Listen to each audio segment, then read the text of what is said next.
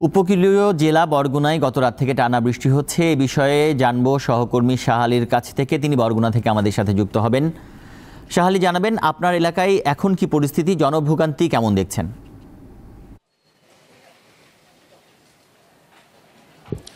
তানবীর, গতকাল থেকে আমরা দেখেছি যে টানা বৃষ্টি, রাতভর বৃষ্টি ছিল এবং সকাল থেকে গুমোট অবস্থা বিরাজ করছে। এখন বৃষ্টি না হলেও কিন্তু আবহাওয়াটা এমনটাই দেখা যাচ্ছে যে আসলে মানুষের যে আনাগোনাটা শহরের মধ্যে সেটা কিন্তু তেমন দেখা যাচ্ছে না, একটু থমথম বিরাজ করছে, এরকম একটি আবহাওয়া দেখা যাচ্ছে। এবং আমরা দেখেছি যে উপকূলীয় জেলায় যে সকল জেলেরা রয়েছে তারা গভীর সমুদ্রে অনেকেই গিয়েছিলেন মাছ শিকার করতে, কারণ এই মুহূর্তে কিন্তু ইলিশ শিকার করার তাদের ভরা মৌসুম এবং সেই কারণে অনেকে ইলিশ দেখা না পেয়ে কিন্তু হতাশায় রয়েছেন। তার কারণে অনেকে আসতে পারেনি এই উপকূলীয় জেলাগুলোতে এবং সেটাও আমরা দেখেছি এবং অনেকে কিন্তু এর আগে আবার চলে আসছে।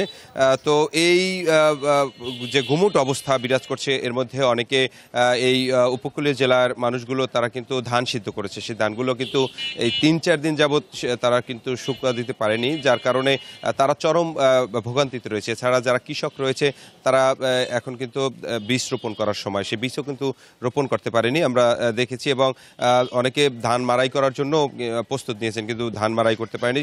এই কৃষক এবং জেলে সবচেয়ে বেশি ক্ষতিগ্রস্ত হচ্ছে। এছাড়াও যারা দিন মজুর, যারা ডেইলি কাজ করেন, তারা এই বৃষ্টির কারণে বাইরে বেরোতে পারেনি এবং এরকম যদি আসলে বৃষ্টি থাকে তাহলে এরা সবচেয়ে বেশি বিপাকে পড়বে এবং এখানকার যারা ডেইলি কাজ করেন তারাও কিন্তু তাদের কাজে যেতে পারেনি। এবং এখন যে অবস্থাটা দেখা যাচ্ছে, হয়তো রোদ না থাকলেও কিন্তু একটু গরমের সেটা কিন্তু ভাবসা গরম দেখা যাচ্ছে এবং এতে কিন্তু মানুষের তারা অতিষ্ঠ হয়ে গিয়েছে। সব মিলিয়ে আমরা যদি বলি যে জেলে এবং কৃষক এবং দিনমজুর তারাই সবচেয়ে বেশি ক্ষতিগ্রস্ত। এবং এছাড়া যে জলাবদ্ধতার যে বৃষ্টিপাতটা হয়েছে, সেই বৃষ্টিপাতের কারণে যে এখানে মাছের ঘেরগুলো রয়েছে সেগুলো বেশ কিছু মাছ কিন্তু ঘেরগুলো প্লাবিত হয়েছে, এতে বিনষ্ট হয়ে যেতে পারে মাছের ঘেরও যদি এরকম বৃষ্টি হয়ে থাকে। তো উপকূলীয় জেলা বরগুনা থেকে এই ছিল আমার কাছে সর্বশেষ তথ্য। তানবীর। সহকর্মী শাহ আলী যুক্ত হয়েছিলেন বরগুনা থেকে।